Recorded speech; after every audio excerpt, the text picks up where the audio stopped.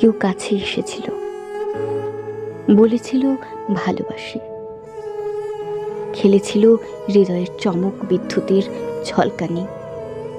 তারপর তারপর নিমিষেই উধাও, হঠাৎ বজ্রপাত, একটা নিহত প্রেমের আর্তনাদ কেউ শুনতে পায়নি।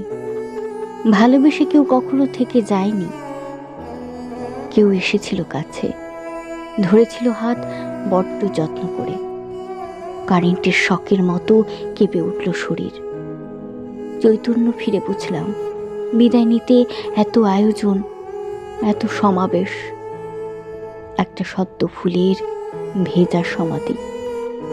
তারপর আর কেউ বলেনি ভালোবাসি, ভালোবাসি। তোমার নাম কেউ আর জিজ্ঞেস করে না। একসময় যারা কথার ফাঁকে খোঁজ নিত, তারা এখন ধরেই নিয়েছে আমি এগিয়ে গেছি, নতুন কাউকে জায়গা দিয়েছি। কিন্তু তারা জানে না তোমার পর আর কেউ আসেনি। আসলে আসার জায়গাই ছিল না। সময় বদলেছে, মানুষ বদলেছে, শুধু হৃদয়ের সেই শূন্যতা বদলায়নি। যখনই কেউ হাসি মুখে জিজ্ঞেস করে কিরে এখনকার সাথে, তখন এক মুহূর্তের জন্য তোমার মুখটাই ভেসে ওঠে। তারপর আমি হেসে বলি কাউকে না। আর মনে মনে বলি তুমি ছাড়া আর কেউ ছিল কই? হয়তো এসেছিল, কিন্তু আমি দেখিনি। এখন কি সে অনেক দূরে চলে গেছে?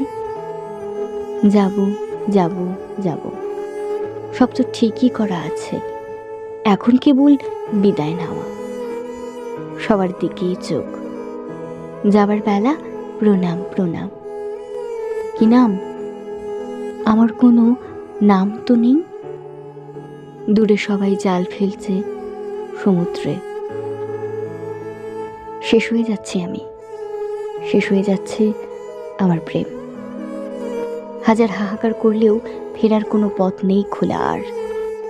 ক্রমশ দূরে সরে যাচ্ছি আমরা। কতগুলো সময়, কতগুলো দিন, কতগুলো বছর পরেও তোমার খবর জানতে চাইলেও আর আর পাই কই? এখন তুমি আমার ধরা ছোঁয়ার বাইরে।